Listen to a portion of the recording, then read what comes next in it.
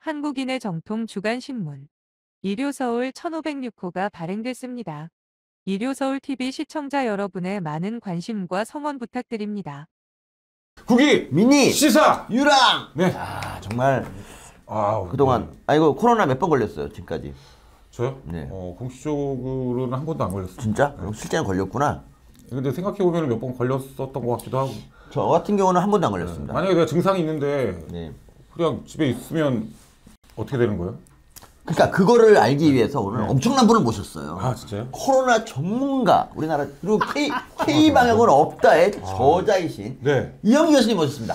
아유, 반갑습니다. 네. 이용기입니다. 네. 아니, 잠깐만요. 지금 소속이 어느 서울대? 전 서울대학교 병원의 임상영역과에 네. 적을 두고 있습니다. 아, 서울대 의대 네, 그렇죠, 그렇죠. 선배님이시네요 개인적으로. 그렇죠, 그렇죠. 아 예. 하지만 넘사벽인 선배님이시고. 영 우리가 교수님은 학교를 같이 다녔죠.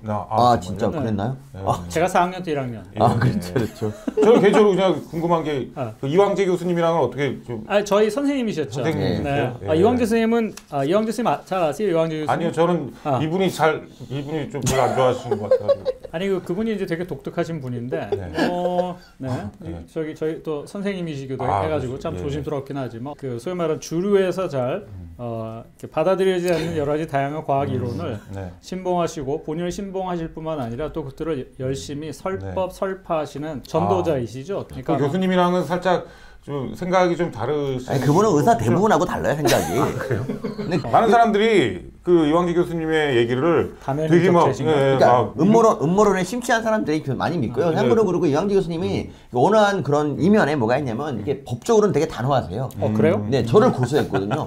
3월에 이제 재판 한번 있습니다. 네, 한동안 저희가 지금 오늘 이제부터 지금 코로나에 대한 얘기를 좀 많이. 아니 안 돼. 아니야? 이영기 교수님이 어느 분인지 알기 위해서, 물론 이영기 교수님은 이제 비욘디라는 사이트에서 거기 나가서 34만의 조회수를 기록하신 그런 코로나 전문가이긴 하지만 그 전에 2005년 황우석 사태 당시에 맹활약을 하신 분입니다. 황우석 사태가 이제 뭐 강양구 같은 사람도 활약을 했지만 그 당시 피츠버그 대학에서 계시면서 활약하셨던 분이 바로 이분입니다. 황우석의 실체를 까발려서 황빠들한테 거의 뭐 목숨의 위협을 겪기까지. 처음 그 황우석 박사님의 그 사건을 얘기하신 분이 이영기 교수님이시라는 거예요? 거의 초창기. 근데 약간 비겁한 얘기인데요. 제가 그럴 수 있었던 거는 저는 그 당시 한국에 없었기 때문에.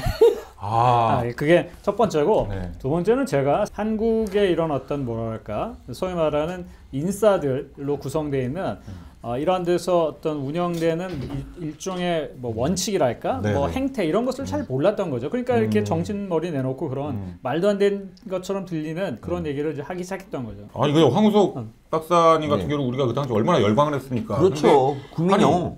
아니 상식적으로 생각을 했을 때 이게 사실이 아닌 결과를 가지고 막 사실이라고 이렇게 얘기를 한다는 게 이게 교수로서 박사로서 학자로서 이게 가능한 것인지 저는 그게 좀 이해가 안 가거든요. 99.9%의 연구자 교수는요 자료 속이지 않아요. 다 우리 그냥 있는 그대로 하는 거죠. 더 큰 거는 없는 거를 만들어냈던 거죠. 그리고 그래가지고. 그러니까 저는 그 이유가 도대체 뭐냐 이거 돈 때문에 그런 건가요? 뭐 연구비를 정말 많이 받았고 그래 뭐 결과를 못 낸 것도 있다고 보는데 그분이 언론 플레이를 굉장히 잘했고, 그러니까 아시다시피 그 강원래 씨라고 뭐 강원래 씨를 마치 일어나게 할 것처럼 얘기하는 거, 환자한테 그렇게 속이면 정말 안 돼요. 그건 치료법이 나온 상태에서도 그렇게 장담하면 안 되는 건데 출발은 난자 그 채취 과정의 비윤리적인 그런 어떤 행태였었어요. 제가 이제 그 사실을 인지하게 된 것은 당시 제가 피츠버그 대학에 있었고 K모 기자가 저한테 연락을 해서 교수님 거기에 있다는데 뭐 이런 게 있습니다. 이게 어떻게 된 건가요? 라고 물어봤어요. 저는 아무 생각이 없이 학교의 공보관에게 이러이러한 것들이 있는데 혹시 너가 나한테 얘기해 줄 수 있는 게 있느냐? 근데 바로 답신이 왔어요. 공식적인 피츠버그 대학의 의과대학의 발표죠. 그런데 그 행간을 보니까 여러 가지 문제가 많이 있다는 사실을 인지할 수밖에 없게 이제 그 답신을 해왔어요. 그래서 제가 그거에 따라서 이거는 문제다라고 얘기를 했는데 그걸 갖고 사람들이 그렇게 개떼처럼 들고 일어날 줄은 정말 몰랐죠. 난자 제공의 윤리적 문제를 지적하는 데서 그치지 않고 결국은 저에게 제가 평생 갖고 갈 정보원, 그분이 저한테 이게 다 거짓이다라고 하는 사실을 알려왔어요. 그래서 이제 그 다음에는 결국 이제 그 논문이 근거 없는 거짓말이었다라고 하는 것을 이제 알게 되고 그 사실을 이제 이렇게 저렇게 그 비판하는데 아까 얘기했던 그 K모 기자라는 분이 그걸 또 저의 그 동의를 받지 않은 상태에서 제가 그 정보를 준 것처럼 해가지고 터트려서 난리가 났죠. 저 그때도 무서웠어요 정말. 그 황우석 같은 경우도 지금까지도 자기 잘못을 인정하지 않고 있어요. 그러니까 지금도 계속 언론 플레이 뭐라고 하냐면 그 뒤에 한 거 보면 뭐 코요테를 복제하겠다, 뭐 개를 복제하겠다, 뭐 그리고 지금도 뭐 반려견 복제 이런 거 하겠다고 지금 알아봤고요. 그리고 맘모스 복제한다. 사실 맘모스 복제를 하려면 이 복제라는 게 그렇잖아요. 그러니까 인공으로 그냥 수정시킨 다음에 그 코끼리한테 넣어줘야 되잖아요. 코끼리가 대림모를 해서 맘모스가 나올 수 있는 게 가능합니까? 그게 러시아의 그 몇만 년 전에 죽은 맘모스 뭐 유전자를 가지고 이게 이런 얘기하고. 그 주라기 공원이라는 영화를 보면 첫 장면이 이제 그 화석에 들어가 있는 모기의 예, 정확히 엠버, 그러니까 그 호박이라고 얘기하는 모기에 갇혀 있는 모기의 유전자를 뽑아서 혈액. 네, 근데 모기의 혈액이 아니라 모기가 물었던 그 공룡의 그 DNA가 그 안에 들어 있는 거예요. 그래서 공룡을 다시 이렇게 만들잖아요. 그게 가능한 거예요, 근데? 불가능하죠. DNA가 다 깨져 있어도 이게 연결이 안 되고요. 근데 그렇긴 한데, 그러니까 말은 좀 돼. 어떻게 보면 뭐 100분의 1확률로 그럴 수 있다고 쳐요. 근데 그 한 마리 가지고 굉장히 많은 걸 만들었다는 건 좀 이상하긴 한데 어쨌든 그럴 수 있다고 봐. 근데 이거는 그래도 최소한 우리 괴물 있잖아요. 괴물. 괴물은 포르말린을 갖다 하수구에 버리니까 괴물이 나타났다. 이거보다는 좀 더 과학적이에요. 그러니까 많은 사람들이 예전에 황우석 박사의 얘기를 듣고 정말 얼마나 희망을 갖고 그 말을 정말 믿고 싶었을 거 아니에요. 근데 그러니까. 그 믿음이 깨지는 어떤 그런 얘기를 딱 들으니까 더 막 그 황우석 박사를 더 이제 실드를 치게 되고 옹호하게 되고 더 과격하게 나가게 되고 그런 것 같아요. 인간의 심리라는 게. 그 당시에 MBC PD 수첩이 이제 주도했잖아요. 그래서 처음에 저 같은 사람도 이제 뭐 그러니까 설마 PD 수첩 얘네 뭘 안다고 니네들이 그 황우석을 건드리냐. 왜냐면 황우석 박사는 뭐 사이언스라는 그 막 북극성 같은 그런 학술지에 낸 사람이고 저희는 그런 학술지에 실리는 그 논문이 조작됐다는 걸 생각 못 한 거예요. 나중에 PD 수첩 언제 그걸 보고 나니까 손이 떨리더라고. 속았구나. 그 당시에 이제 한학수 PD가 그 담당 PD였고 최승호 CP, 그러니까 책임 PD라고 해요. 그 두 사람이 이제 합을 맞춰서 했고 이제 강양구 기자라고 이제 당시 프레시안 이렇게 있었죠. 근데 그 당시만 하더라도 그렇게 열혈 또 나름대로 어떤 정의 이런 것에 그 목매하던 한학수 최승호 이런 분들이 그 다음에 이렇게 바뀌었어요. 특히 뭐 한학수 PD는 난 뭐한 지금 모르겠고 최승호 CP는 MBC 사장도 하고 그 이전에 뭐 잘려서 뭐 이상한 뭐 지금 뉴스타파 지금 거기 가셨다가 근데 그분은 그렇게 왜 이상하게 바뀌셨어요? 나는 그게 참 희한하더라고요. 그러니까. 정말 저도 그때 그분이 추구하던 정의가 과연 뭔지 그래도 뭐 그러니까 좋게 해석하자면 그냥 그 당시에는 정의를 추구하다가 그러니까 그 당시에 이렇게 황우석 전 교수의 논문 조작 또 난자 비윤리적 제공 채취 과정의 문제점을 그렇게 막 들고 일어서던 사람들이 그 강관이 똑같이 만든 그 PD 수첩에서 했던 게 그 소위 말하는 강우뻥. 맞아. 그러니까 이제 사람들은 당연히 광우병도 진짜라고 이제 믿을 수밖에 없는 그때 거죠. 뭐 이상한 얘기했던 사람이 있지 않아요? 뭐 청산가리를 털어넣겠다라고. 연예인 중에 한 분. 김규리 씨라고. 그분은 이름도 바꾸지 않았나? 이름 바꿨죠. 김규리로 바꿨죠. 왜 청산가리 안 털어넣으시는지. 저는 그때 좀 안타까웠던 게 사실 인간 광우병 같은 경우는 우의정은 수의과고 뭐 의대 심경관 선생님들이 더 잘 아시는데 의대 심경관 교수님들 거의 그냥 말씀을 안 하시고 그냥 약간 좀 침묵을 하셨나?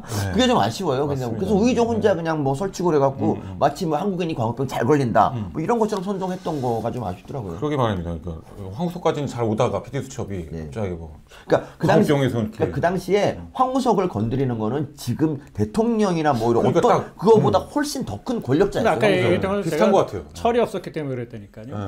네? 철이 없었다고. 철이 없었다. 그러니까 제가 이제 나이가 딱 들고 벌써 그게 이제 20년 전 얘기인데 저는 내일 모레 60인데 이게 보면은 지금도 그럴 수 있을까? 못할 것 같아. 그러니까 그 당시에는 제가 그러니까 미국에 있었고 그다음에 이 상황이 얼마나 심각한지를 몰랐고 그러니까 이제 저 같은 사람이 철없이 그냥 그런 거 문제다라고 그냥 이렇게 뭐랄까 돌을 던진 거지. 근데 그게 정말 이렇게 파장을 일으켜서 나중에는 그 파장이 저와 저희 가족과 이런 데를 이제 이렇게 넘어올 거라고 생각 못했죠. 황우석은 결국에는 뭐 이렇게 조작범으로 이제 낙인 찍혀요. 그러니까 그게 맞는 거고. 그런데 정말 아직도 황우석을 믿고 황우석을 따르는 사람들이 아직도 있어요. 있어요? 그러니까 지금도 있고 그 후에도 굉장히 많았단 말이에요. 그 직후에는 진짜 많았고 만약에 황우석이 미국에서 60조를 준다 그랬는데 안 갔다. 애국자다. 뭐 이러고 황우석은 진짜 논문은 조작이라도 원천 기술은 있었다. 이런 식으로 옹호하면서 근데 그게 그 나중에 십몇 년 후에 조국 사태에서 그런 똑같은 게 재현이 됩니다. 사실. 근데 이 황우석 박사 그 연구하던 거는 그러면 아예 그 실현이 될 수가 없는 그런 그러니까 연구인 건가요, 그러면? 언젠가는 실현될 수 있겠지만 그리고 그 기술이 그러니까 다른 나라가 왜 그거를 지금 열심히 안 하느냐 하면은 그거 말고도 다른 거 맞아요. 예. 일단은 수율이 너무 떨어지고 수율이라고 하는 것은 이제 100개를 넣어서 몇 개 나오는 건데 난자로부터 줄기세포를 이제 뽑아내는 것은 일단 매우 노동 집약적이고요. 21세기의 과학인데 19세기의 기술로 하는 거야. 황우석 그 전 교수가 뜰 때 그 랩이 월화수목 금이었잖아요. 이런 어떤 노동 집약을 통해서 효율을 이끌어낼 거라고 생각하는 이제 이런 마인드셋을 갖고 있는 데서 그런 이제 어떤 엄청난 연구를 한다는 것 자체가 잘못된 거죠, 사실은. 사람이라고 하는 게 어떤 일을 한다면 이렇게 좀 뒤에 물러나서 내가 뭘 했는지를 쳐다보고 생각하고 그래야 새로운 아이디어가 나오고 그래야 논문도 나오고 하는 건데 난자를 갖다 이제 연구원들 난자를 뽑고 그리고 이제 그러니까 그것도 좀 비인후적이에요. 그러니까 그 연구원들이 그 난자를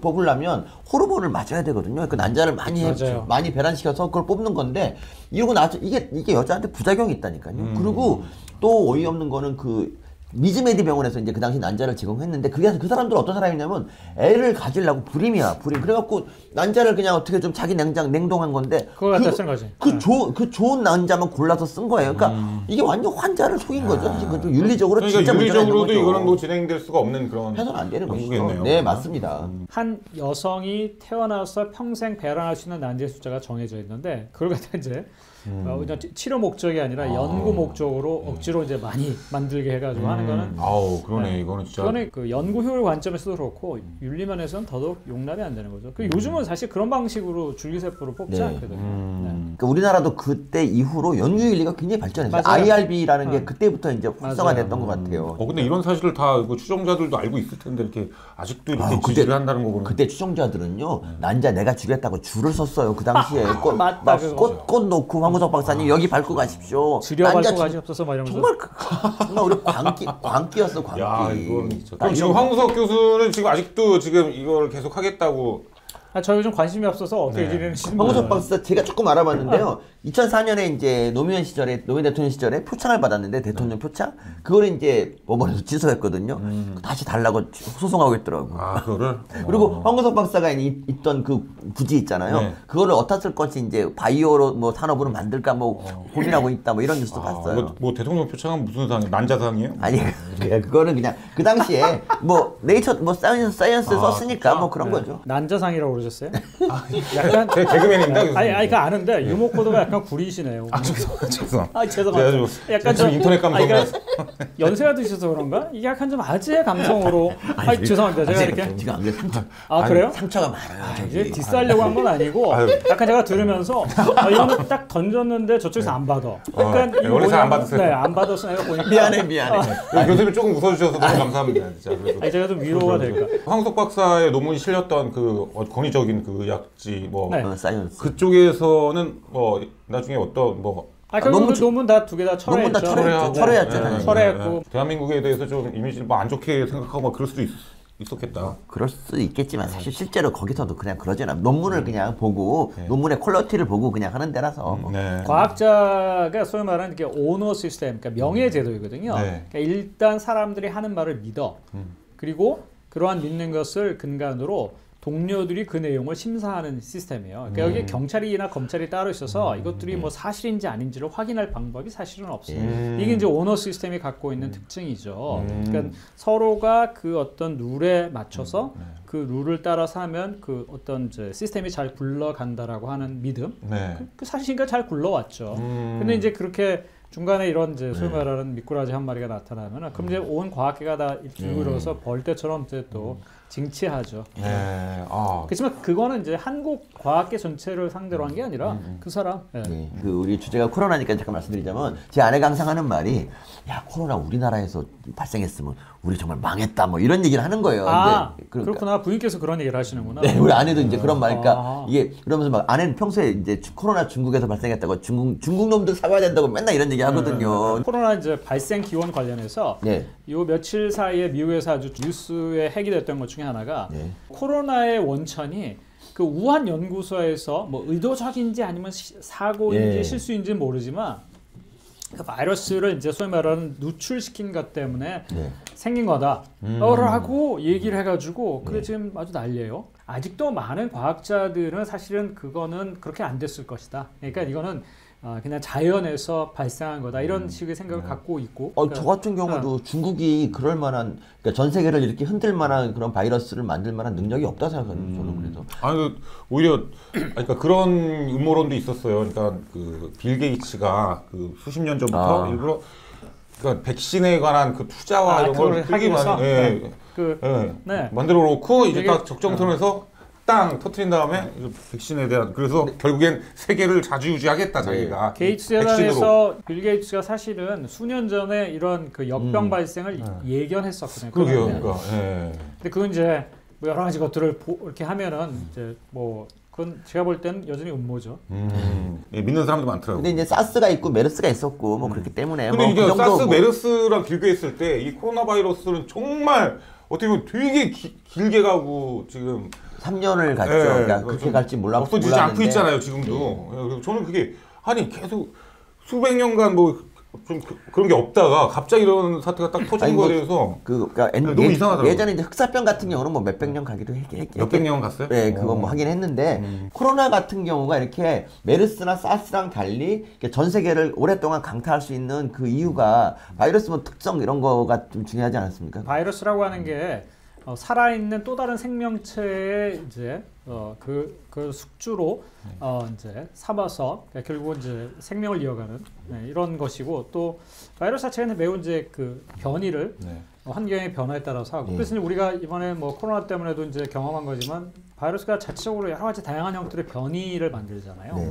델타는 무척 위중한 질병을 이제 일으켰던 델타는 그렇죠. 베리언트였고 그다음에 오미크론으로 넘어가면서 위중성은 좀 떨어졌지만은 이제 변이의 정도가 더 다양해졌고 뭐 이런 게 이제 오래 같이 살아갈 수밖에 없는 어떤 이유가 되지 않을까 싶기도 하고요. 예전에 이제 시작할 때는 우리가 이제 어떤 생각했냐면 코로나가 끝날 때는 환자가 한 명도 발생하지 않아. 근데 그런 날이 한 달쯤 계속된다 그러면 이제 정부에서 이제 끝났다고 만세 부르고 끝날 줄 알았는데 지금 10,000명 넘게 발생하고 있잖아요. 그런데 네. 사람들은 다 끝났다 생각하잖아요. 그러니까 그게 좀 신기하긴 한데 그러니까 코로나 특성 중에 이런 게 있어요. 그러니까 대부분의 바이러스는 처음에 걸리면 바이러스 양이 적다가 점점 이제 바이러스 양이 많아지면서 증상도 심해지고 전파도 많아지는데 코로나는 초창기가 오히려 바이러스 양이 많지 않습니까?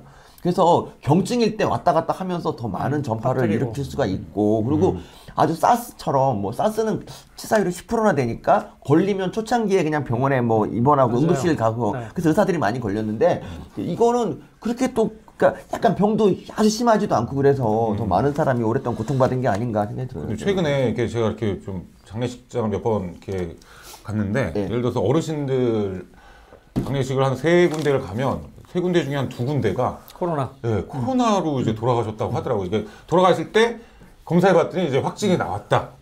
그래서 결론은 이제 코로나로 돌아가신 경우가 이렇게 많더라고요 보니까. 그러니까 진짜 기저질환이 있는 경우에 이렇게 걸리면 네. 여전히 코로나는 지금 말씀하신 것처럼 그러니까 기저질환이 있고 면역 네. 기능이 떨어져 있는 사람들, 특히 고령 네. 이런 분들한테는 매우 치명적인 문제가 돼요. 또 한국 같은 경우에 또 다른 나라와 마찬가지지만 그런 이제 연령군에서의 이제 백신 접종률이 너무 낮아가지고요. 이게 1차, 2차 말고 그 다음에 이제 몇 번의 네. 부스터 증강 저를 해야 되는데 그거 안 한 분들이 많았어요. 지금 뭐 그 연령군에서 아마 30%도 안 될 거예요. 저만 느낀 건지 모르겠는데 네. 코로나가 창궐하고 나서 희한하게 감기를 걸렸다는 사람은 별로 못 봤거든요 사실. 그게 이제 서로 경쟁하는 네. 감염 질환이 있을 때 뭐 하나가 승하면은 다른 것들이 상대적으로 줄고 진짜 이제 그런 게 이런 있는 현상인 거죠. 그게. 그거 너무 신기하더라고요.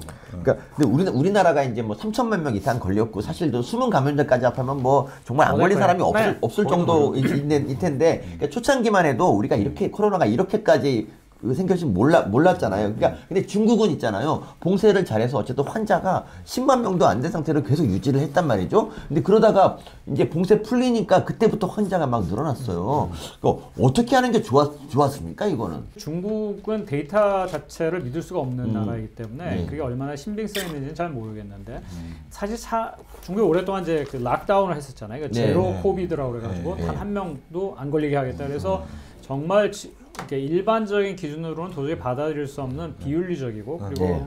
비인간적인 이런 이제 방법들을 썼죠. 뭐 강제적으로 사람들 못 나오게 그냥 한 군데 네. 가둬버린다든가 뭐 이렇게 또 다닐 때마다 다 일일이 다 동선 기록해야 되고 뭐 등등. 근데 이제 그걸 풀었잖아요. 왜냐면 이제 그 중국 전역에서 막 여러 가지 뭐 밀란 수준에 해당되는 시위도 발생하고 중국에선 사실 생각하기 힘든 일인데 그러니까 중국 정부가 한 걸음 물러나서 그걸 풀었단 말이죠. 그래서 그때 사람들이 생각하는 거는 뭐 저를 포함해서 이제 이러다 갑자기 환자가 확 생기겠다라고 했는데 생각한 것보다는 많이 안 생겼어. 네. 그래서 이제 지금 한국으로 들어오는 중국인들 그 이제 여전히 아직까지는 중국에서 들어오는 이제 입국자의 경우에는 다 PCR 검사하게끔 하고 네. 일정 기간 이제 뭐 격리하고 이렇게 하잖아요. 근데 해보는데 그 사람들에게서 초창기는 약간 좀 높은 것처럼 보였는데 별로 이렇게 또 높지 않다는 거예요. 그래서 정부에서도 그것 때문에 이제 중국발 그러한 어떤 뭐랄까 이걸 풀려고 지금 하고 있는 것 같아요. 다음 주에 아마 결정한다고 하고 그러면서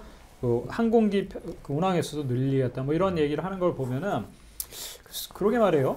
저도 되게 노력할 거라고 생각했는데 뭐 일단은 한국으로 들어오는 입국 그러니까 중국발 입국자의 경우에 뭐 그닥 그렇게 막 어떤 환자 수가 막 급격히 증가하고 그러지는 않았어요. 중국도 지금 유행하는 건 오미크론이라고 봐야 되는 거 아닙니까? 그래야 되겠죠. 감염률이 되게 네. 치사율이 낮은 거.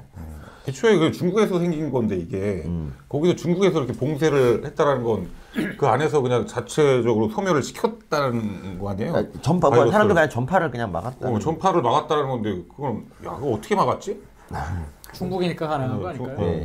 그 연구소에서만 걸렸던 그러니까 거예요? 락다운을 이렇게 하는 나라가 많이 있었지만 저렇게까지 오랜 장기간 하는 맞아요. 거는 정말 네. 대단한 거 근데 같아요. 성공적인 그 케이스가 있나요? 그 대만이 봉쇄해가지고 계속 뭐 한 명도 안 걸리고 해서 지금까지도 뭐 별 문제 없는 걸로 알고 대만은 있는데. 진짜 그런 거 같은데. 네. 대만은 높은 정치하는 사람이 네. 그 사람이 무슨 보건학을 했던 의사인가 뭔가 그런 걸로 제가 기억하고 있는데 그래서 나름대로 이 소위 말하는 이제 격리 보전적인 질병 역병 처리 방법을 뭐 잘 적용했던 게 아닌가 싶어요. 한국 그런 거에 비해서 이제 초창기에 너무 널널하게 했죠. 참고로 이영 교수님은 K 방역은 없다라는 그런 어마어마한 저서를 쓴 예. 저자분이기도 한데 그 문재인 정부 그 코로나 방역에 대해서 좀 한 말씀 네. 해주시면. 그러니까 이제 우리 서민 교수님도 그 K 방역은 없다라고 하는 책 공동 저자이시고 문재인 정부의 가장 큰 문제점은 제가 볼 때는 전문가의 말을 취사 선택해 들었다는 거예요. 그러니까 그 정부라고 전문가가 없었던 건 아니죠. 자기네와 정책 입장 또는 여러 가지 그 어떤 뜻을 같이 하는 쪽 사람들만의 말을 들었다는 거죠. 대표적인 사람이 이제 우리 김모란. 네. 네, 김호란. 그분은 김모 교수님 뭐 이렇게 해도 김모네 여전히 김모. 그분도 그렇고요. 그 다음에 뭐 초창기에는 잘 쓰임을 받다가 나중에 이제 자꾸 이상한 얘기하니까 이제 배척당했던 우리 한림대 이제 이모 교수, 네.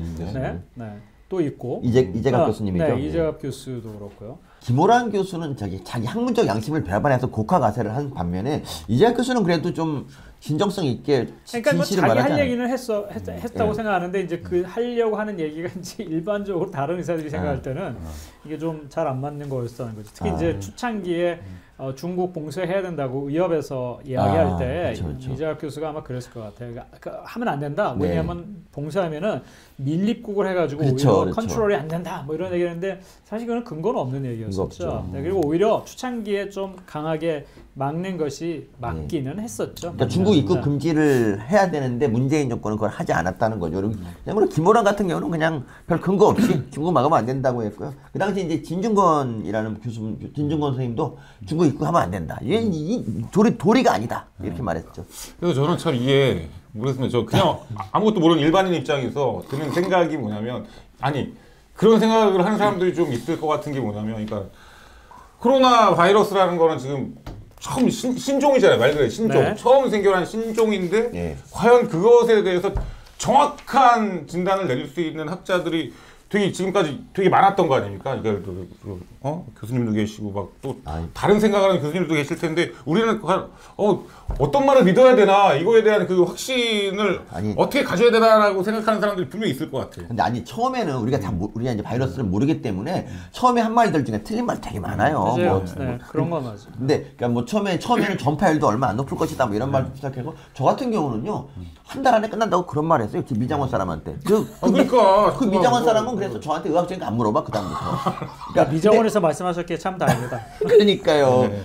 근데 좀 하다 보니까 이제 바이러스에 대해 알게 되고 이제 대책을 세우는데 그래도 우리가 처음에 말하는 건 뭐냐면 바이러스가 이제 메르스와 사스를 겪었기 때문에 거기 그 지식을 바탕으로 이제 이것도 이럴 것이다 얘기하는 그런 게 좀 있어요. 아니 그러니까 이광재 교수님 같은 경우도 그 말을 믿는 사람들이 되게 많은데 가장 그 잘못된 주장이 어떤 거예요, 그러면 이광재 교수님? 그러니까 뭐 저는 사실 이광재 교수님 관심이 없기 때문에 그 양반이 무슨 얘기를 하고 다니는지 모르겠는데 아마 백신 무용성을 이제 백신은 만들어질 수 없다 뭐 이런 네네. 근데 이상해 하여튼 그래도 정시 의학교육을 받으시고 서울대 의대 교수님이셨네 해부학 교실. 근데 그런 말씀하신다니까 참 놀랐고요. 근데 어쨌든 간에 문재인 정부가 잘했던 것은 뭐냐면은 일단은 초창기에 그런 이제 여러 가지 뭐 헛발질을 좀 하긴 했지만은 나름대로 그 진단 시스템을 갖추어서 진단을 많이 하게끔 그러니까 소위 말해 이제 그러니까 왜 3T라고 얘기해서 그 T 중에 하나가 이제 테스트이거든요. 검사. 그래서 그 검사 키트를 이제 빨리 허가해주고 그걸 갖다 이제 해가지고 전국적으로 단 4시간 만에 검사 결과를 받아볼 PCR 돌리는 게 사실 이제 그 증폭을 해야 되는 거니까. 근데 그런 것을 잘 할 수 있는 나라가 전 세계에 거의 없거든요. 근데 그런 거는 제가 볼 때는 뭐 칭찬해 줄 법해요. 초창기에는 좀 그랬는데 근데 헛발질을 너무 많이 한 거야. 근데 그 중에 하나가 뭐냐면 초창기에 그 방법을 계속 적용할 수 있을 거라고 믿었던 이제 지고지순함 넘버원. 두 번째는 이게 국뽕에 취해 있는 거야. 그러니까 왜냐면 이제 문재인 정부가 사실 내로라 할 만한 어떤 실적 업적이 없는 정부잖아요. 특히 이제 경제나 이런 측면에서. 사실 이제 이전 총선에서 그럼에도 불구하고 민주당이 몰표를 받았던 이유는 왜냐면 당시 경제가 여러 가지 문제가 있었던 것 때문에. 근데 이제 그거는 사실은 이제 반대편에 있는 사람들이 워낙 또 이상한 헛발질을 했기 때문에 반대급부로 그걸 한 건데 그럼에도 불구하고 문재인 정부가 사실은 내놓을 게 별로 없는데 K-방역이라고 하는 단어를 선도적으로 그다음에 자기네가 그냥 차지해버린 거야. 이거는 제가 볼 때는 뭐 어쨌든 간에 그 중요한 정책 결정이었는데 그러면서 모든 것들을 다 K-방역으로 묶으려고 했던 거고 근데 사실 K-방역의 실체는 정말 없어요. 제일 큰 문제 중에 하나는 국뽕이죠. 그러니까 왜냐면 이제 일종의 국수주의적인 내놓을 게 별로 없으니까 우리도 할 수 있다는 것들을 보여주기 위해서 남들은 빨리 치료제 찾으러 다니고 백신 찾으러 다니고 할 때 정부에 있는 고위직들이 이제 우리 백신 이거 필요 없으니까 우리가 자체적으로 치료제 개발할 거라고 이런 식으로 하면서 시간을 늦췄죠. 맞아요. 사실은 다른 나라 외국 어떻게 되나 좀 지켜보고 그때 사도 충분하다 막 이런 얘기를 했었지 않습니까? 김원환이 그랬죠. 김원환도 그랬고 그다음에 그 박누라고 그 양반이 그 보건복지부 장관 하신 분인데 그분이 사실은 그 복지 분야에서는 나름대로 큰형님 소리를 듣는 분이더라고요. 근데 이제 복지의 전문가일 수는 있겠지만 보건의 전문가는 더더욱 아닌데 이분이 이제 진짜 흰소리 많이 하셨어요. 예를 들어 지금 얘기했던 것처럼 딴 나라는 이제 파이저랑 처음에 결과 발표된 다음에 사람들이 이제 전 세계적으로 빨리 입도 선매하려고 그래서 사전 계약하고 이러면서 우리가 하겠다라고 했을 때 박누 전 장관은 파는 사람이 주도하는 게 아니라 사는 사람이 주도하는 시장이기 때문에 우리가 좀 기다리겠다. 가격 떨어질 때까지. 이런 흰소리나 하고 앉아 계셔가지고 결국 이스라엘 대비해서 3.5개월 정도 늦게 시작했고 그다음에 3.5개월 늦어진 것뿐만 아니라 중간중간에 여러 번 그 수급이 안 되고 그래가지고 원래 추천하는 그 일정을 못 맞춰가지고 뭐 저희 학생들 같은 경우는 원래 파이저 거는 뭐 7주인가 원래 4주 받아야 되는데 4주. 네, 근데 뭐 심지어는 뭐 12주까지 뭐 인정되고 하여튼 뭐 그런 일들이 많아요. 그러니까 처음에 우리가 아스트라제네카로 백신을 그 백신을 시작했는데 사실 FDA 승인을 못 받았어. 끝까지 못 받았어요. 근데 화이자를 못 구했고 나중에 화이자가 그 당시 김호란이 뭐라 했냐면 아스트라제네카가 좋은 백신이다. 화이자 나쁘다.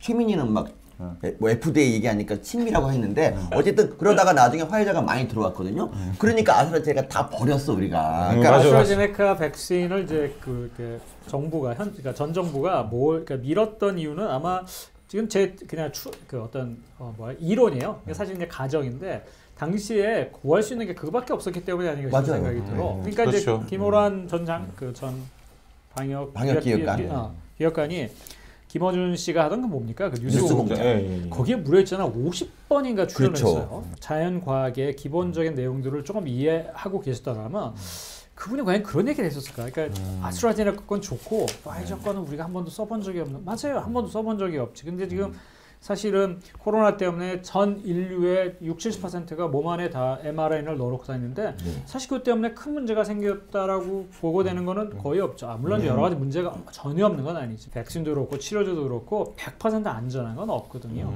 이게 이제 국가가세인 거지. 그러니까 정부의 어떤 이런 것들을 돕기 위해서 본인의 과학적 신념에 맞지 않는 그런 얘기를 하면서 심지어는 이런 그 음모론도 제기했어요. 파이저나 모더나는 미국 회사야. 근데 이제 애스트라제네카는 원래 영국, 그다음 스웨덴 그 회사거든요. 좌파가 다 그러니까 미국 별로 안 좋아하잖아요. 그러니까 그런 식으로 FDA에서 뭐 애스트라제네카 거 허가 안 내는 게 마치 파이저나 모더나의 mRNA 백신이 곧 나올 거기 때문에 그걸 갖다가 의도적으로 늦추고 있는 거절하고 김어준이 물어보니까 거기에 긍정을 딱 하셨다고. 김어준이 원래 그런 사람이니까 그렇다고 치고 그 사람이 평생을 음모론을 일구고 그 음모론에서 떨어지는 이제 그 낙수 효과를 누리고 산 사람이니까 뭐 그럴 수 있다고 치지만 김호란 교수 같은 사람이 그런데 그렇게 그 승인하는 그런 이야기를 한 것은 정말 놀라운 일이에요. 그분이 어떤 방역기획관으로서 어떤 그 뭐 어떤 학식이나 뭐 과학적 신념 이렇게 있으신 건 확실한 건가요? 의학을 배웠고 그리고 암센터에서 근무하시는 분이면 아니 감염 쪽이랑은 좀 상관이 아니 없는 그렇다고 거야? 하더라도 그렇다고 의학을 배운 사람이면 그렇게 말할 수가 없어요. 그러니까 정말 그건 이해가 안 되는 그러니까. 국가가세죠 진짜. 그러니까 이런 거예요. 뭐 화이자가 제일 먼저 백신이 나왔고 성공률이 뭐 거의 95% 얘기 나왔을 때 그때 이제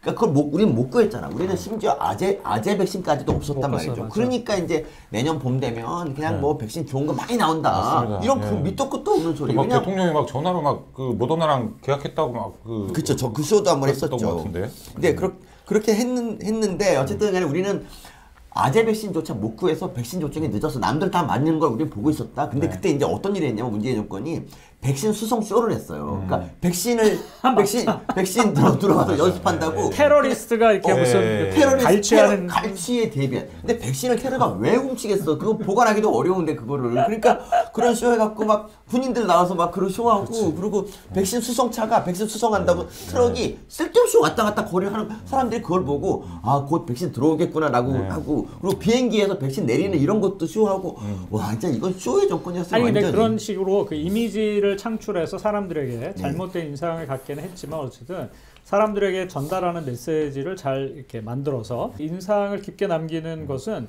그거는 나름대로 정치적인 어떤 그 뭐 단수가 높은 사람들이죠. 근데 그런 거를 이제 현 정권도 좀 하면 좋겠는데. 근데 윤석열 대통령이 그거 너무 싫어해요. 그런 싫어요? 그러니까 좀 잘 아시나 보죠. 한번 그때 만나서 얘기할 때 그때 그런 얘기를 하셨거든요. 자기는 그런 거 싫어한다고. 무조건 그렇게 그리고 그런 거 반대로 하겠다고 그렇게 하셨는데 이런 거는 그러니까 그리고 K 방역이란 말을 이제 3월부터 정도 했는데 그 K 방역이란 말을 하게 된 게 처음에 이제 우리나라가 환자가 초창기에 되게 많았어요. 그리고 중국 다음으로 우리가 많았는데 첫 달에는 한국이 전 세계에서 제일 많았어요. 그렇죠. 그러고 이제 일본도 좀 많아지자. 근데 그때 이제 이탈리아가 뚫려. 맞아. 그리고 그 다음에 유럽이 퍼져나가고 미국이 터지니까 우리가 이제 우리 정도면 환자 없는 거네라고 생각하면서 이제 국뽕이 차올라. 그때 K 방역이란 말이 만들어지고 그게 이제 총선 승리에도 큰 공헌했죠 사실. 맞아요. 그게 조국 사태 때문에 굉장히 불리한 입장이었는데도 불구하고 어떻게 보면 문재인 대통령 정부가 코로나 수혜를 좀 받은 것도 있는 것 같아요. 많이 받았죠. 예. 많이 받았죠. 아무리 뭘 못해도 이거 뭐 지금 코로나 전국이라 뭐 집값 올랐다 코로나 때문이야. 다 병력을 하니까. 그리고 뭐 전기 모두 다 코로나. 경제 어려운 거 코로나. 건강보험.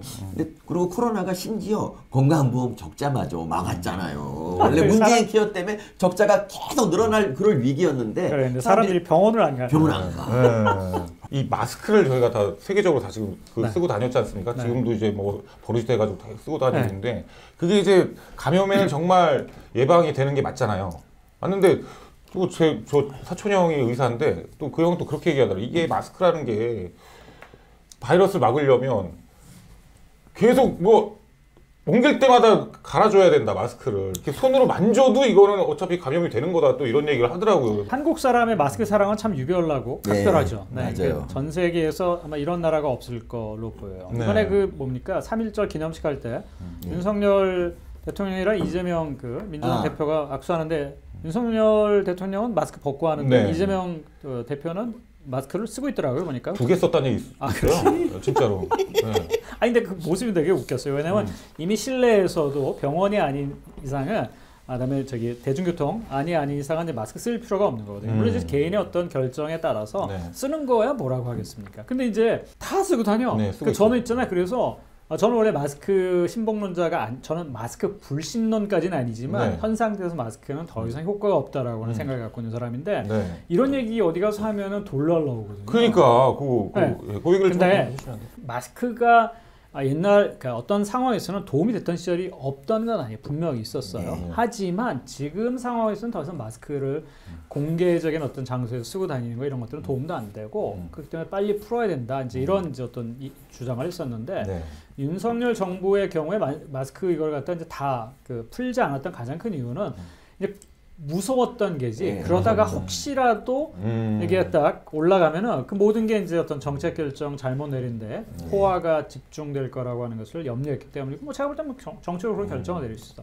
하지만 지금 상황에서는 더 이상 효과가 없다는 거예요. 코크란이라고 하는 그 의료 분야에 소위 말하는 이제 근거 중심 의학을 그 전파하는 이런 이제 단체가 이제 거기서 내는 저널에 마스크 써봐야 도움 안 된다는 거예요. 마스크를 쓴다라고 해서 그러니까 이런 지역 사회에서 폐에 염증 소견을 나타내는 감염 질환, 네. 코로나 포함해서 네. 그다음에 검사로 확진되는 플루나 코로나 이것을 막아주질 못해요. 그 페이퍼가 나왔어요. 그러니까 이제 그렇다고 해서 그런 코로나를 포함해서 마스크가 전혀 어떤 예방하는 데 도움이 안 되냐? 그렇게 얘기할 수는 없겠지만 지금 상황에서는 도움이 별로 안 된다라고 보는 게 맞고요. 인구 100만 명당 가장 많은 코로나 환자를 보유하고 있는 나라가 어딘지 알아요? 미국? 한국이요. 한국이요? 네, 한국이 60만 명 정도 되거든요. 그러니까 100만 명당. 근데 전 세계에서 아직까지 한국만큼 마스크 잘 쓰고 한국만큼 그렇죠. 정부가 벗으라고 하더라도 네. 쓰고 다니는 나라가 어디 있어? 근데 한국이 인구 100만 명당 제일 코로나 많아요? 감염 환자 수가 물론 이제 아주 작은 나라들도 있는데 한국이 압도적으로 100만 명당 코로나 감염자 수가 많아요. 그러니까 아까 얘기했던 60%가 넘어요. 60% 좀 되다. 그러니까 그 얘기는 뭐냐면 이 질병 관련해서는 마스크를 계속 쓰고 다니는 것이 코로나의 감염을 막거나 아니면 코로나로 하여금 어떤 문제가 생기는 것들을 다른 방법을 통해서 억제하는 것보다 덜 효과적이라고 하는 거거든요. 저는 제일 황당한 게 이제 이런 거지. 제가 마스크를 항상 이게 줄에 걸고 다니거든요. 왜? 한국에서는 저는 이제 버스 타고 다니고 지하철 타야 되니까 들어가면은 또 쓰라고 한단 말이야. 그러니까 이제 줄에다 이렇게 매달고 다니는 거지. 마스크 강조하는 거는 잘 맞지 않아요. 지금 상황에서는. 마스크가 거의 요즘에 이제 출입증 개념으로 쓰이고 있는 것 같아요. 그러니까 어디 들어갈 때. 미국이 작년 3월에 이제 마스크를 쓰지 말라 그랬어요. 그리고 이제 그 다음에 많은 나라가 이제 마스크 안 썼는데 사실 뭐 그 나라에서 큰 일이 있던 것도 아니고요. 제일 확실한 게 그거예요. 스웨덴은요, 뭐 자연 면역 한다고 그냥 3년 내내 노마스크였거든요. 근데 스웨덴의 초과 사망률이 우리나라하고 큰 차이가 없어요. 그러니까 이런 것도 좀, 그러니까 의무로 하는 건 좀 아닌 것 같아요. 그러니까 대중교통 같은 데서 꼭 쓰라 그러잖아요. 저 같은 경우도 지하철, 기차 많이 타는데 거기서 쓰는 게 너무 귀찮아요. 저도 그냥. K-방역이 원래 정말 좋은 방역이 되려면 우리가 제일 먼저 마스크 벗고 뭐 이런 게 있어야 되는데 지금 1년 동안 우리가 계속 마스크 쓰면서 교통받고 있잖아요. 이제 어느덧 뭐 그런 것도 있는 것 같아요. 국민성 중에 남한테 피해주고 싶지 않은 그런 마인드 있잖아요. 그런 것도 있어요. 미모. 여성의 미모. 아니. 진짜 맞다. 정말 그래. 미국에서 보셨잖아. 우리나라 여자들이 굉장히 많이 쓰는 이유가 화장을 안 해도 돼. 그러면요. 눈만 나오잖아. 그런 게 되게 크다고요. 근데 뭐 진짜 그런 것도 있겠고. 네. 마스크 썼을 때 미녀를 뭐라고 마기꾼, 부르던데? 마기꾼. 뭐 이런 거, 마기녀 뭐 이렇게 있잖아요. 근데 이제 어떤 골프 선수가 그때 그런 얘기를 하더라고요. 다 마스크 안 쓰고 게임하는데 자기만 마스크를 쓰고 했던 거야. 그래서 우승을 한 거예요. 그래서 왜 마스크 혼자 쓰고 했냐, 경기하는데 안 불편했냐 그랬더니 우승하려고? 아니, 그러니까 나 때문에 다른 사람이 감염될까 봐 내가 이거 안 써서 그 얘기를 하더라고요. 아니 그 넓은 그 대기가 이렇게 열려 있는 그런 열린 공간에서 그게 무슨 마스크 그러니까 안 이제 쓴다고 그건 거야. 그러니까 남한테 피해를 주고 싶어하지 않는 우리나라 사람들의 어떤 근데 착한 어떤 피해를 안 주려고 하는 그 마음은 매우 선하고 받아들일 만한 것이지만 그 어떤 믿음의 근거가 별로 과학적이지 않을 그러니까 때는 그거를 그러면 이제 전문가들이 네. 그거는 그 뜻은 뭐 맞아요. 고귀하나 네. 그러나 그렇게 한다라고 해서 뭐 예방이 되거나 아니면 감염이 덜 된다라고 할 만한 근거가 없다는 것들을 얘기해 줘야 그게 전문가인 거죠. 그 미국의 상황은 어땠는지 좀 당연히 미국은 그 당시에 갔을 때요 뉴욕에 다 가니까 다들 다 먹고 다녀. 그리고 간간히 쓴 사람은 있어요. 그리고 안에 실내로 들어갈 때도 가끔 있어. 근데 거기에 그런 게 있어요. 밖에 들어갈 때 일회용 마스크가 놓여 있어. 그래서 필요하면 사람들이 쓰도록. 그러니까 이런 게 기본적으로 개인의 선택권을 그 어떤 뭐랄까 보장해 주면서 본인의 어떤 행동에 책임을 지는 거죠. 한국처럼 시키는 대로 그냥 모든 사람이 다 하고 이렇지는 않죠. 그러니까 우리나라 같은 경우에 난 그게 이해가 안 가는 게 항상 뭐 이렇게 얘기할 때 뭐 미국의 경우 뭐 외국의 경우 이걸 예를 들어서 막 얘기를 하잖아요. 근데 왜 이런 코로나 그런 거 같은 경우는 그렇죠. 미국의 예를 왜 안 따르는지 뭐 이런 것도 좀 말입니다. 이해가 좀 안 되더라고. 그러니까 우리가 이제 그 제가 충격받았던 건 뭐냐면 2021년이 유로 2020을 이제 1년 늦게 유럽 축구 대회를 했잖아요. 네. 그때 그 관중석 보고 나 너무 부러웠어. 아무도 마스크를 안 쓰고 마스크를 있어요. 아무도 안 쓰고 우와 이러고 있고 다 그냥 그러고 살고 뭐 미국 야구장, 농구장 뭐 다 마찬가지더라고요. 그래서 우리가 지금까지도 그러니까 저는 윤석열 정부에게 좀 실망한 거는 그냥 이런 지지율이 좀 떨어진다고 하더라도 이건 풀었어야 되는데. 그러니까 결론은 그거 아니야. 결론은 자기네 그냥 욕 먹을까봐, 자기네 그러니까. 지지율 떨어질까봐 이렇게 국민들 가두는 것밖에 안 된다는 거 아니야 이게. 지금 와서 생각해 보면. 가단성이 없었어요. 그러니까 대중교통도 빨리 좀 풀어야 된다고 생각해보세요. 저 같은 경우. 교수님 근데 지금 네. 집단 면역은 된 건가요 지금 이 상황? 그러니까 집단 면역은 저번에 이제 그 왜 만 명 우리 됐죠, 백강단 우리. 청장이 했을 때 전 인구 대를 대상으로 해서 했었죠. 근데 평균이 98%인가 뭐 그래, 98% 거의 가깝게. 네. 그러니까 이게 그 소위 말하는 코로나의 항체를 갖고 있는 중화항체를 갖고 있는 사람이 이렇게 되게 높았죠. 코로나 아무리 마스크 쓰고 다니고 아무리 뭐 이렇게 한다고 하더라도 자연스럽게 감염이 되는 사실 자체를 막을 수는 없었다는 거죠. 네. 근데 사실 이제 더 중요한 거는 사람들이 다 항체 이것들을 다 막 집중해서 봤잖아요. 그래서 항체가 생기면 모든 게 다 해결될 거라고. 근데 사실은 항체는 외부에서 들어오는 것에 즉각적으로 대응하는 데는 도움이 되지만 결국 장기적으로 면역 반응을 유지하는 것은 사실은 항체가 아니고 T세포라고 하는 코로나가 이제 델타, 오미크론 이게 되면서 점점 감염력이 치사율이 약해지잖아요. 네네. 그러니까 저 같은 경우는 우리나라가 그 인구 중에 걸린 사람 중에서 델타보다 오미크론이 훨씬 많아요. 우리나라 대부분은 오미크론입니다. 맞아, 오미크론이죠. 그러니까 이거는 우리나라가 좀 잘한 거라고 생각합니다. 그러니까 뭐냐면, 그러니까 다른 나라는 델타가 많았고, 우리는 델타를 잘 막았고, 오미크론이 많았고, 우리가 한때, 그러니까 저는 작년 3월 3월에 우리나라가 뭐 하루에 60만 걸린 적 있어요. 저도 그 중에 하나죠. 2월에 걸렸어요. 네. 저도 오미크론에 직격탄을 맞은 거예요. 그러니까 그때 이제 뭐 뉴스에 뭐 한국이 세계 1위였다 이렇게 말하고 막 그러고 하는데 저는 이거는 이런 비난이 저는 과다하다. 그러니까 그 당시 문재인 정권 때였기 때문에 뭐 그런 비난을 막 하고 그러는데 그러니까 최소한 오미크론은 델타와 완전 다른 바이러스라고 생각하고 하기 때문에 저는 이거 되게 치명률이 무척 큰 차이 아주 그래서 큰 차이 나죠. 우리나라가 어쨌든 뭐 문재인 정권의 이런 삽질에도 불구하고 저는 치사율이 걸린 사람 대비 치사율이 0.1%로 거의 세계에서 탑 클래스예요. 일본도 그렇고 우리나라도 그렇고 그러니까 일본 우리나라가 모두 잘 막았고 그리고 그거는 우리가 백신 접종 많이 한 덕분도 있다고 저도 그렇게 생각합니다. 전 세계 평균이 다 뭐 2% 이렇게 되는데 한국은 0.1%보다 더 낮게. 사실 이제 초창기에 조금 높았어요. 델타 때 그때 높았죠. 그럼 감기랑 비교했을 때 어떤 게 더 높아요? 치사율이? 감기는 잘 안 죽죠. 감기는. 여기서 얘기하는 건 이제 독감 말씀하시는 독감 0.5. 독감 질환이 있을 때 감기에 걸렸다. 독감에 걸렸다. 0.08이면 독감이랑 큰 차이 없지 않나요?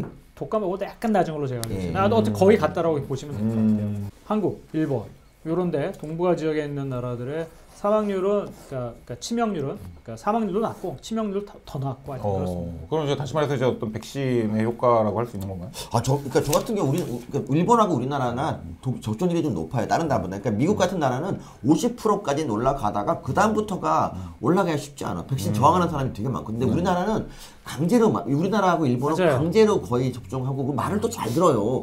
그런 것도 저는 컸다고 생각합니다. 네. 그 이제 그 예전에 코로나 막 유행했을 때 뭐 병상이 없어가지고 막 난리가 났었지 않습니까? 그때 그거 뭐 하고 있었냐? 병상 이런 거 안 만들어 놓고. 근데 지금 오히려 지금 줄어들어가지고 병상에 좀 남아도는 그런 상황인 거죠. 뭐 지금은 이제 네. 뭐 사망자가 적으니까. 이럴 땐 또 어떻게 해야 되는 거예요?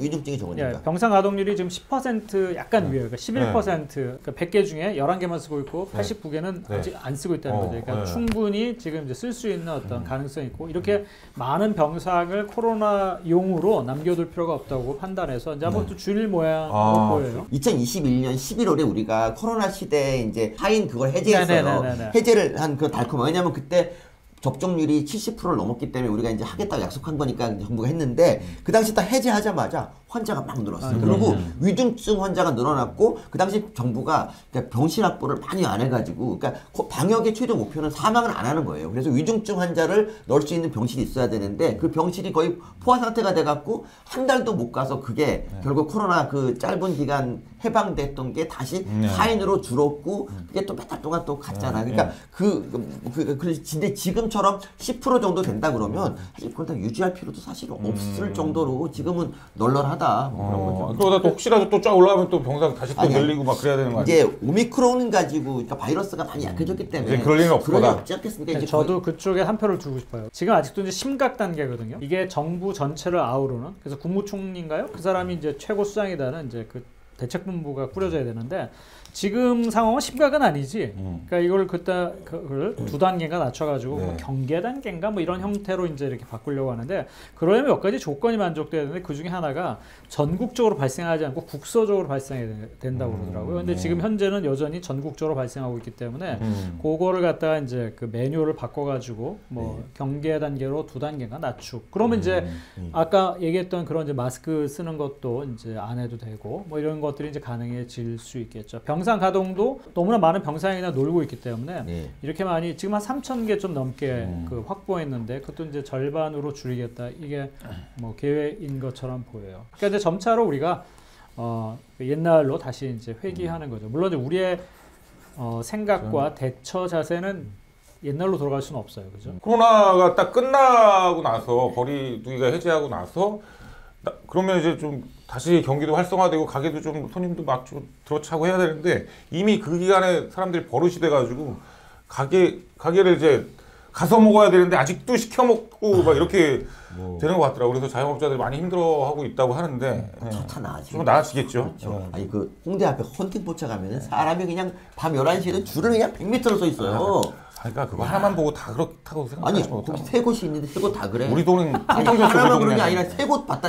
헌팅포차 세 곳을 들렀다니까 내가. 가서 헌팅도 하셨어요? 아니 헌팅 안 했어.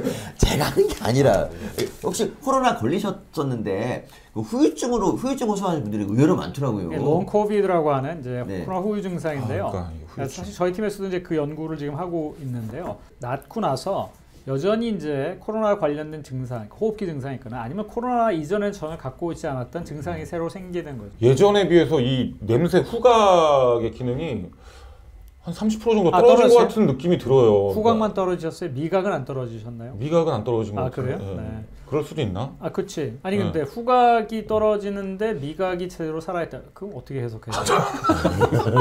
아니 근데 맛은 아니 그러니까 완전히 냄새가 안 난다는 얘기가 아니라 떨어져서. 좀 덜 나는 것 같다 이거죠. 그 전에 비해서.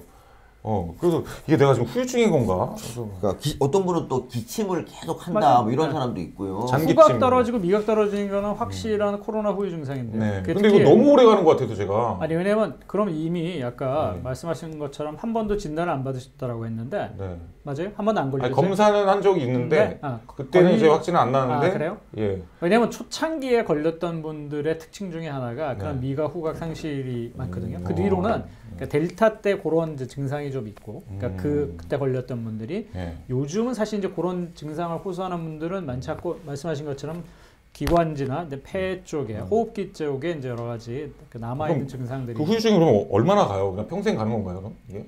그거는 이제 아무도 모르죠. 왜냐면 아. 우리가 지금 이제 3년밖에 안 살아봤기 때문에. 아, 그래서 좀 불안한 건 있어요, 사실. 1년 가까이 된 것 같은데. 5년 간대 어떻게? 5년. 왜 입냄새 나지? 하지 마. 아니, 농담입니다, 농담.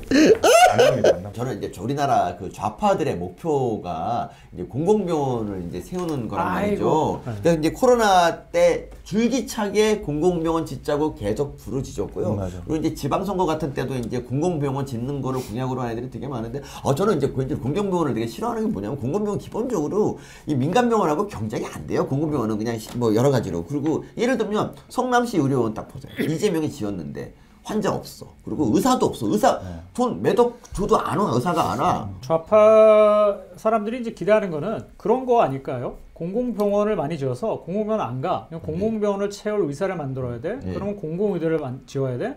그래서 이제 자기네 그 자식들 뭐 일반적으로 좀 수준이 떨어지지만 뭐 어떻게 해가지고 지방에 뭐 공공의대는 예를 들어서 지역 토호나 또 지역에 이렇게 저렇게 목소리를 갖고 있는 좌파 뭐 세력가들이 추천 학생들이 들어가면 그러면 이제 서로 이제 또 품앗이하고 그럼 이제 너네 딸 가고 우리 아들도 뭐 해줘. 그래서 채워서 결국은 부와 권력의 대물림을 하려는 이 큰 그림 속에서 그런 얘기를 하는 게 아닐까라고 제가 한번 음모론을 제기해봤습니다. 근데 뭐 내가 의대를 간다고 쳤을 때 내가 공공의대 가고 싶어 하지 않을 것 같은데요. 그러니까 왜냐하면 그렇게 그 공공병원 주장하는 사람들도 자기나 자기 가족이 아프면 빅5 좋은 삼성 그런 데 가지. 지금도 막 글로 가는 공공병원 안 가요. 그러니까 공공병원 누가 가냐? 그러면 사실 좀 없는 사람들 그냥 가서 이런 치료 대충 받으라는 그런 거 같고. 표는 많이 받겠네. 표. 한국은 절대로 의사가 적은 나라가 아니거든요. 의사가 적은 게 문제가 아니라 의사들이 일정한 지역에 몰려있는 게 문제고 그 사람들이 몰려있는 건 당연하죠. 네, 그렇죠. 뭐 누구라도 그렇잖아요. 다 가족들이 살기에 좋은 교육 조건과 생활 주거 환경을 갖고 내가 살고 싶어 하는 거고 그거를 너는 안 돼. 너는 낙후적 이런 도서, 그렇지. 낙도 이런 데 가서 살아 이렇게 얘기할 수는 없는 거잖아요. 한국의 자유민주 그러니까. 국가 인상은. 그러니까 산청의료원이라는 데가 있어요. 경남 그래? 산청에. 거기서 이제 연봉 3억 6천을 이제 불렀는데 아무도 안 왔다. 야, 의사 늘려야 된다. 막 이런 식으로 얘기를 했는데 제가 이제 찾아봤어요. 찾아봤더니 산청군에 병원이 17개가 있는 거야. 그리고 거기서 진주의료원까지, 큰 병원까지 30분 걸려, 차로. 그러면, 그러니까 사실 세계 어느 나라에 이런 좋은 환경이 있어. 사실 그럴 필요가 없는데 산청의료원이 후지다는 이유로 산청의료원 공공의료 안 된다 이렇게 말하는 것도 말이 안 되는 게, 산청의료원의 가격하고 다른 민간병원하고 의료 진료비가 똑같아요, 우리나라는. 근데 왜 산청의료원을 꼭 가야 되는 거야? 난 이해할 수가 없는 거예요. 공공의대를 만들 경우에는 그러면 일반 의대랑 공공의대 따로 이제 뽑을 거 아닙니까? 그러니까 공공의대는요 그런 식으로 이제 트랙이 달라질 거고 더 큰 이슈는 뭐냐면 지역마다 의과대학 만들겠다라고 이제 국회의원들이 해가지고 만들려고만 했잖아요. 그래서 이제 사실은 그렇게 해가지고 만들었다가 결국은 기본적인 품질, 그러니까 교육의 품질, 그다음에 나오는 의사의 품질이 보장이 안 돼가지고 이건 문 닫는 데 있잖아요. 대표적인 서남의대 같은 거고. 이런 것들은 이렇게 결국 뭘 얘기해 주냐면 결국 공공의대를 만들어서 기준이 안 되는데 이런 데를 만들어서 의사를 양산하게 되면은 의사의 품질이 보장이 안 되고요. 그다음에 더 큰 문제는 의사들도 이제 그 소위 말하는 이게 그 계층이 생기기 시작한다는 거죠. 그 공공의대 출신. 근데 그런 공공의대 출신들이 그럼 그거를 갖다가 어떤 식으로 하는데 신분 세탁 안 하겠어요? 지역의대 나오고 나서 일정 기간, 보통 10년인데 지역에서 근무하면은 딴 데 가서 이제 개업이나 또는 어떤 활동을 할 수 있게 해줘. 그럼 그 사람들이 당연히 산간벽지 도서 지역에만 있겠어요? 하고 이제 나와서 서울로 다 들어갈까? 대도시로 해가지고 환자 막 모아. 그래가지고 의료 행위를 하면서 근거에 맞지 않게 막 마음대로 막 할 가능성도 있잖아요. 그럼 그거를 하면 이제 그런 상황이 벌어지게 되면 한국이라고 나라 전체의 의료 수준은 진짜 갑자기 급전직하예요. 그렇죠. 이거를 조정할 수 있는 방법이 없다니까. 통제할 수 있는 방법이. 맞습니다. 의사를 많이 늘리잖아요. 그리고 그러면 환자를 모으기 위해서 과잉 진료를 하고, 사실 의사들이 그러니까 꼭 다 도덕적이라는 법은 없거든요. 그래서 그들이 환자를 모으기 위해서 별짓을 다 할 수도 있어요. 그러니까 예를 들면 한방병원이 왜 교통사고 환자를 그렇게 나이로 환자를 받는 줄 아세요? 그게 바로 그거잖아.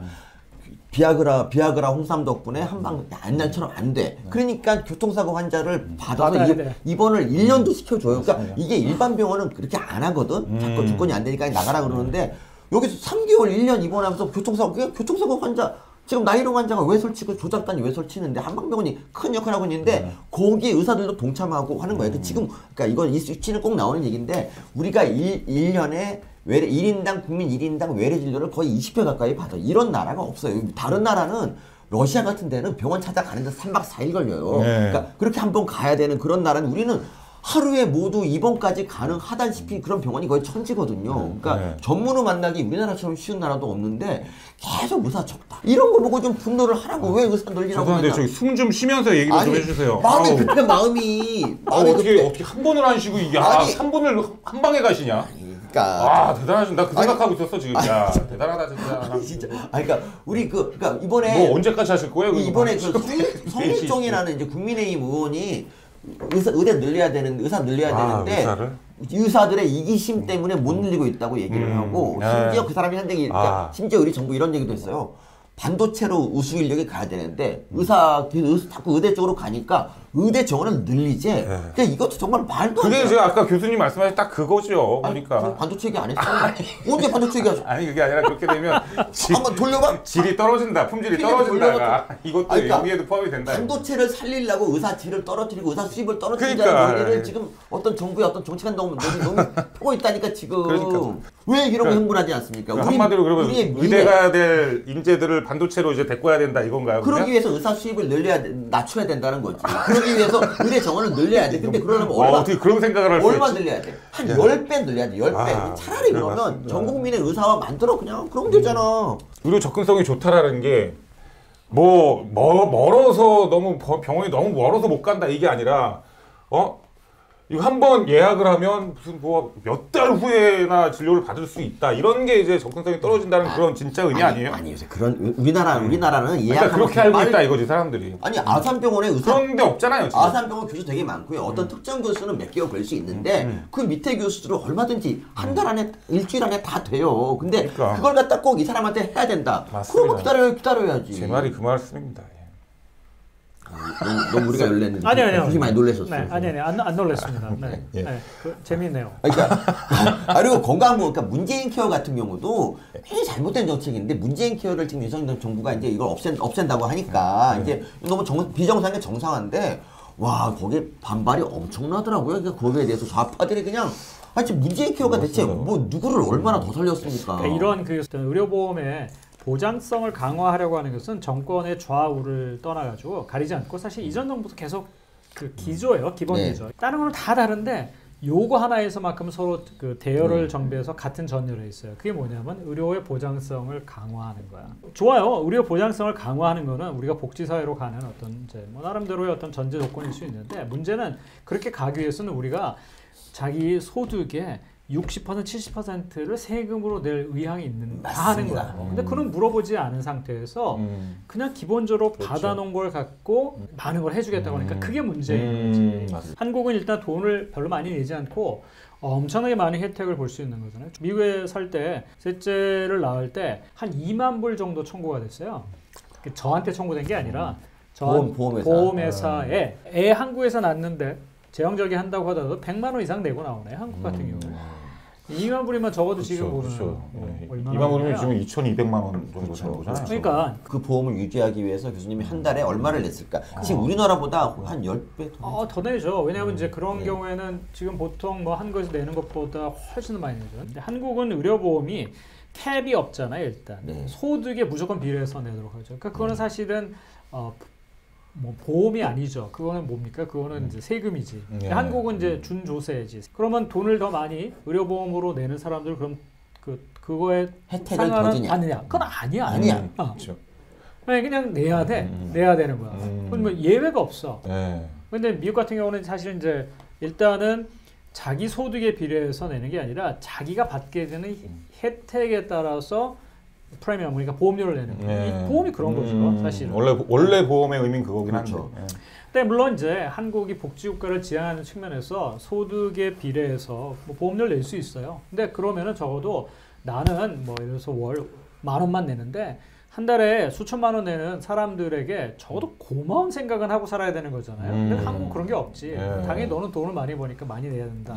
그럼에도 불구하고 한국 사회는 여전히 의료 보험료를 많이 내는 나라는 아닌 거죠. 여러 가지 무슨 케어 이름 붙여가지고 보장성을 확대하고 있어. 그러니까 뭐 개도소도 다 아무거나 다 해. 그러니까 예를 들어서 뭐 MRI 이런 거 옛날에 다 뇌 MRI. 그런 것도 다 하고 초음파 이런 것도 다 문제행해서 다 풀어버렸잖아요. 온갖 병원을 다 돌아다니면서 이런 걸 해. 그리고 다 보험이 돼. 돈을 많이 내지 않으면서도 혜택을 많이 보려고 하는 것 자체가 일단 지속 가능하지 않은 그런 이제 모형이죠. 그러니까 이건 바뀌어야 돼요. 근데 이제 이런 얘기를 우도 좌도 못해. 왜냐면 그렇게 하면 어떻게 돼요? 그 다음 총선에서 다 떨어지니까. 그러니까 다 어정쩡에 가. 그럼 이 와중에 정부가 취할 수 있는 유일한 방법이 뭐예요? 공급자를 쪼는 거야. 한국의 경우는 그게 넘버원 의료기관, 의사, 그다음 뭐 제약사, 의료기관 이런 데가 쪼는 거지. 쪼임을 당하는 거지. 그래서 어떤 일이 있냐면요. 우리가 이제 해외에서 뭐 이제 해외에 있는 우리나라에서 없는 해외 약을 사오잖아요. 근데 이 약을 겁나 싼 값에 이거를 이제 환자한테 준단 말이에요. 그러면 이 약을 약값을 후려쳐서 싸게 사야 되잖아요. 그래서 있잖아 외국의 제약회사들이 우리나라에 약을 안 주겠다. 너 니네한테 안 판다고 해서 철수하는 경우가 있어요. 그러니까 이게 너무하다는 거지. 그러니까 고사의 인공혈관 같은 경우도 그랬고, 뭐 마이토마이신 같은 몇 경우도 가지 것들을 위해서 회사가 안 만들겠다고 철수했고 또 그것도 해결하라고 또 보건복지부 장관이 직접 그 나라의 그 회사의 본사 찾아가지고 뭐 사실은 겉으로는 뭐 우리가 와서 이렇게 항의했다라고 하지만 사실 가가지고 항의했겠지. 그렇지 무릎 꿇고 빌었겠지. 문재인 케어 같이 갑자기 보장성을 그러니까 점점점 늘리는 것도 아니고 확 늘려버릴 때 그러면 그 원래 조건이 그거였어요. 원래 그 이거를 위반한 사람이 원래 이제 그 문재인 케어를 위반할 때 환자 그러니까 개인당 1인당 그 의료비 그러니까 건강보험료를 한 40% 이상 더 높이 내기로 하고 이걸 만든 거야. 근데 문제 인기 떨어지니까 이걸 안 올려버렸어요. 그래갖고 적자가 심화될 수밖에 없었고 이건 당연히 없어야 되는 건데 그 당시에 있잖아요. 뇌 MRI를 그 전보다 10배를 더 찍었다니까. 그때 CT MRI가 밤새 새벽까지 돌아갔어요. MRI 그 전까지는 MRI를 찍을 때 신중하게 했는데 그게 다 해제가 된 거야. 이게 나라냐고 이게. 그냥 자기 뭐 아프지도 않은데 일부러 막 그냥 MRI 찍고 이런 사람도 되게 많다. 아까 이제 뭐 한국인이 1년에 그 병원에 방문한 평균 수가 20회라고 돼 있잖아요. 근데 제일 많이 하는 사람은 제 기억이 맞다면 1년 동안 500번을 간 사람도 있어. 그리고 500번을 간 사람은 매일같이 간 것뿐만 아니라 하루에 여러 군데를 돌아다니는 거야. 한국에는 그게 가능해요. 2019년 제가 통계를 잠깐 보니까 그때 이제 병원비 많이 쓴 사람 1위부터 10위까지 중에서 막 2천만 원, 3천만 원 막 이런 게 천지고 그리고 보험료 많이 쓴 사람 그리고 20대가 그 중에 한 5명, 7명 그러니까 이게 나이로 환자가 의심되는 사람들이에요. 사실 거의 계속 의사들만 쪼고 우리가 그냥 맨날 심지어 있잖아. 그 선생님도 아시겠지만 우리 그 구속시키잖아. 우리처럼 그 의사가 이제 진료하다가 환자가 죽으면 일단 수사를 받고 재판을 받고 그리고 조금 안 좋으면 구속돼요. 이런 나라가 세상에 어딨어. 아니 소방관이 불 못 끄면 구속된다 그러면 소방관 할 겁니까? 개그맨이 못 웃겨. 그럼 구속돼. 할 거야? 안 하잖아. 구속까지는 아니고 잘리긴 하더라고. 아니 그러니까 잘릴 수는 있다고 봐요. 근데 뭐 못 웃기면 잘려야지. 근데 의료에 대해서는 어떻게 좌나 우나 똑같이 한심해요. 아니 그 저기 뭐야 거기 그 저기 안철수 선생님 가 계시는데 왜 그분은 그런 얘기 좀 안 하시나요? 안철수 선생은 지금 네가티브 그냥 여전히 김기현 후보 땅 투기 이런 얘기만 계속 하고 있습니다. 아무 관심이 없으니까 정말 훌륭한 사람이야 그 사람 정말. 아무튼 근데 좌파, 중요한 거는 저희 의사 두 분이서 자기들 그 얘기하니까 좀 개그맨도 어려운 얘기 좀 해봐. 개그맨도 좀 해봐. 어려운 얘기. 제가 제 얘기 어떻게 합니까? 왜 못 웃긴지 말해봐 본인이. 요즘 개그맨들이 다 저기 뭐 유튜브 채널로 다 돌아서지 않으셨나요? 아니 그러니까 이것도 좀 얘기하자면 개그맨들이 개그 프로가 없어진 이유가 사실은 정치인이 많이 웃겨서가 아닙니다.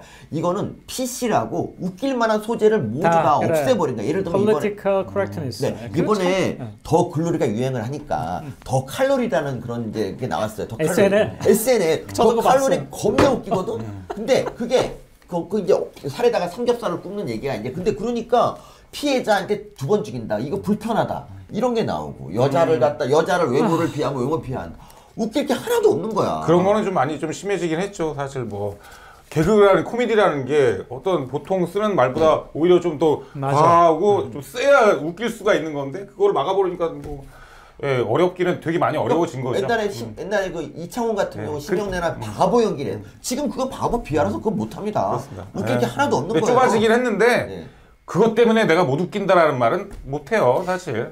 난 내가 그냥 못 웃기는 거예요. 그러니까 이분은 그런데 정말 잘 나가는 개그맨, 개그 프로 자체가 없어지는 게 그거 어쩔 수 없어요, 그게. 또 안 그렇게 해서 웃기는 방법은 분명히 또 있으니까. 그렇기 때문에 내가 주장을 못 하는 거야. 이 창작이라는 게 그래요. 그러니까 여기 이만큼을 다 반을 닫아놓고 하다 보면 이게 이게 위축된다니까. 그래서 실제 그러니까 어떻게 좀 하다가 이쪽 가지 않을까, 걸리지 않을까 이런 불안 때문에 어떻게 유머를 짜냐고요. 저는 이게 정말 질식할 것 같아요. 한국 사회가 역병처럼 질병처럼 이제 전 모든 세계를 다 그냥 한국의 이 모든 어떤 모든 영역을 다 뒤엎고 있는 거잖아요. 이 사회는 이제 딱 남아 있는 거는 그 엄숙함과 뭐랄까 가짜 도덕주의만 남아 있는 거예요. 밝은 면도 있고 또 그늘진 면도 있고 그게 사실 다 어울려서 이제 어떤 삶이라고 하는 이제 전체적인 그림을 또 아트폼을 만들어 그러니까 예술의 형태를 만들어내는 건데 한권에 이 그늘진 것을 다 빼버렸어. 그럼 사람들이 그러면 여기서 다 그럼 행복하게 다 밝게 다 살아갈 건데 그런 건 아니거든. 저는 이게 PC가 참 그 PC라는 거 그래 좋아요. 와, 내 자기들 생각이 있으니까 어떻게 뭐 예를 들어 어떻게 그런 얘기를 할 수 있냐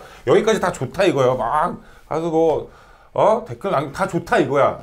근데 중요한 건 뭐냐면 그렇게 했던 사람은 그 자리에서 내려와야 돼요. 그러니까 방송을 하다가도 그런 얘기 들으면 하차를 해야 되고 관둬야 되고 그 사람의 인생은 또 끝나고. 그러니까 아니 어떤 그런 거에 대해서 막 논란이 있었을 때 그냥 그래 싸워라 하고 이 사람 그냥 그대로 쭉 가게 놔두는 그런 분위기면 난 좋겠는데 이게 이제 왜 그러면 관둬야 되니까. 한국의 이제 지식 권력을 독점하고 있는 이제 좌파의 어떤 관점이 그 뒷받침하는 게 PC이죠. 네. PC이고 PC의 이제 또 한 영역 중에 하나가 이제 그 페미니즘이라고 하는 거니까.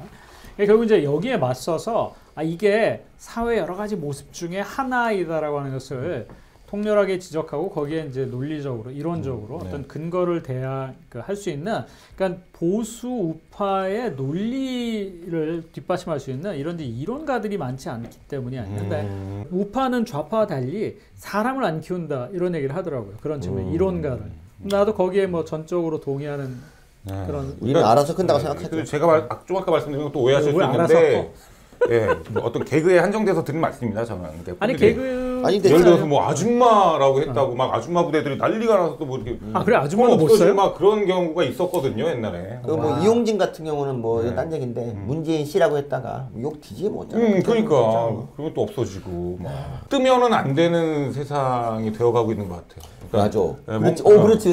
뭔가 뜨려고 하는 사람을 짓밟으려는 그런 심리가 너무 강해지는 것 같아서. 이 프로의 특성이 이 프로 유튜브 방송의 특징이 그건가 봐요. 그냥 일단 주제는 갖고 코로나를 시작하지만 코로나를 통해서 그러니까 모든 한국의 어떤 영역에 있는 문제점을 우파와 또 자유민주주의의 시각으로 이렇게 분해하고 또 비판하는. 그리고 PC가 그 폴리티컬 코로나예요, 사실은. 빨리 끝내고 저기 PC방이나 가실래요?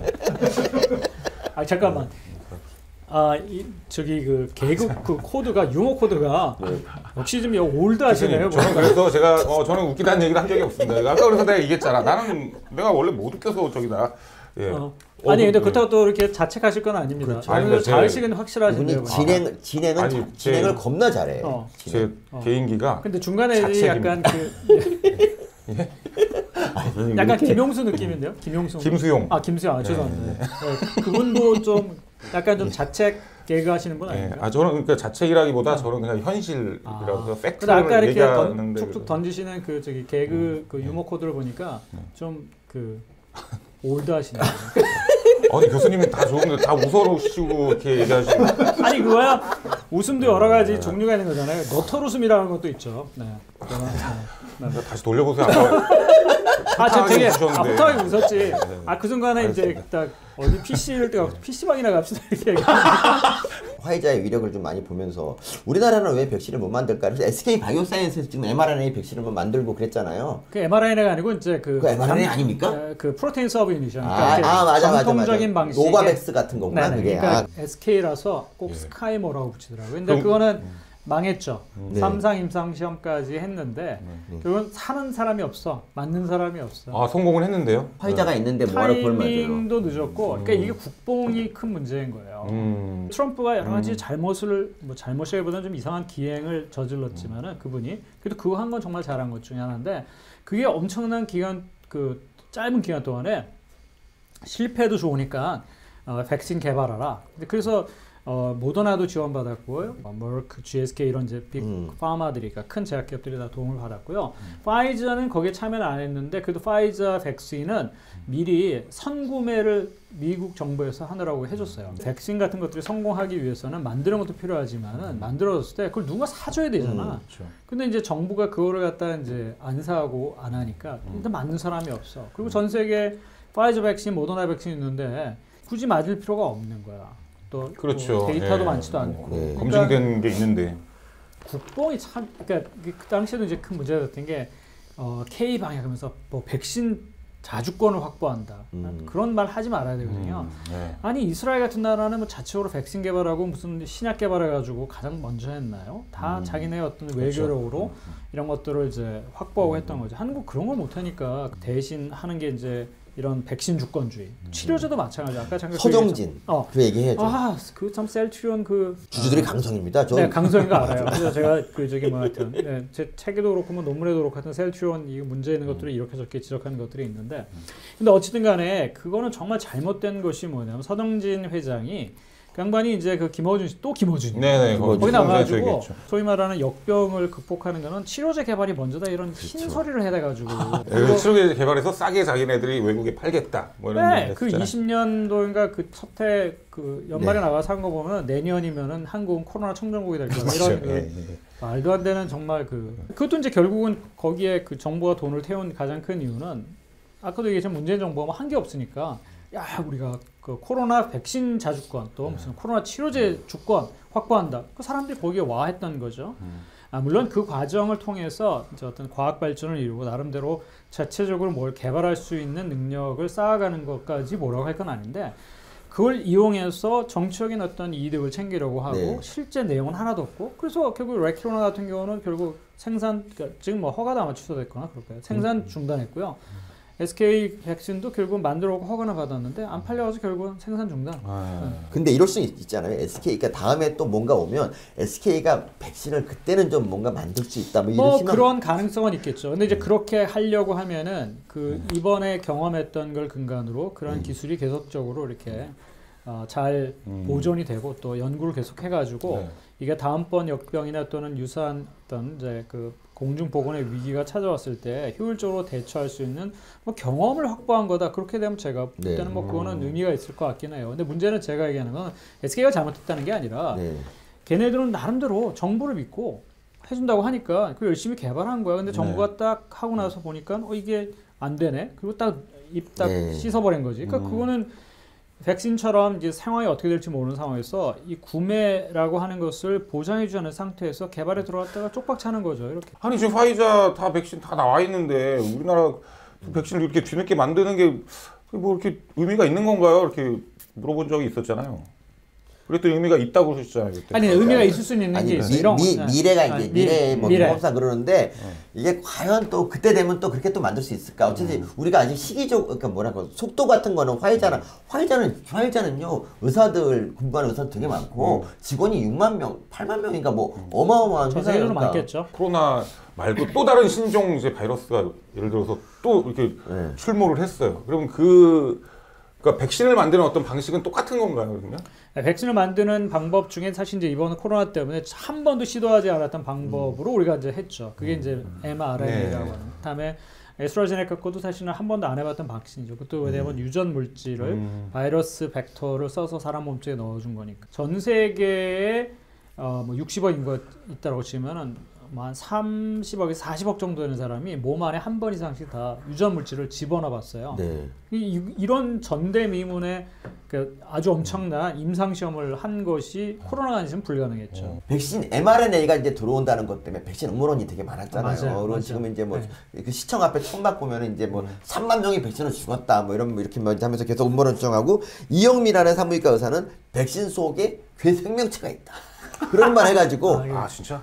그 사람이 저 고소했잖아요. 제가 그래요? 깜빡했다고. 아니 저는 그분이 네. 같은 의사라고 하는 사실이 너무 부끄러웠어. 그렇지. 저도 그래갖고 그분한테 의사 호소인 아니냐 그랬더니 그걸로 고소한 거예요. 뭐 이렇게 고소해 그걸로. 어떤 의사분은 또 그런 얘기를 하더라고요. 이 mRNA 방식이 처음 시도되는 거기 때문에 이 백신에 대한 후유증이 언제 맞아요. 나타날지는 아무도 모른다. 아니, 뭐 이런 그것도 것도 그런 그것도 우려도 맞죠. 사실 맞고요. 인류 전체가 면밀하게 지켜봐야 되는 것들 중에 하나죠, 사실은. 근데 항상 이제 모든 게 그 다 좋은 것만 있는 건 아니고 그 상황에서 이제 좋은 것과 나쁜 것의 어떤 이제 비를 따져서 상황에서는 그럼에도 불구하고 우리가 불확실성이 있고 안전하지 않을 가능성이 있음에도 불구하고 이 백신을 통해서 얻을 수 있는 어떤 효과가 또는 어떤 사회 전체로서의 이득이 더 크다라고 하면은 그렇게 결정을 내리는 거죠. 일반인이나 또는 환자분들 같은 경우에는 그런 생각을 하기가 어렵죠. 그러니까 이분들 입장에서는 아니 정부가 허가를 해준 것이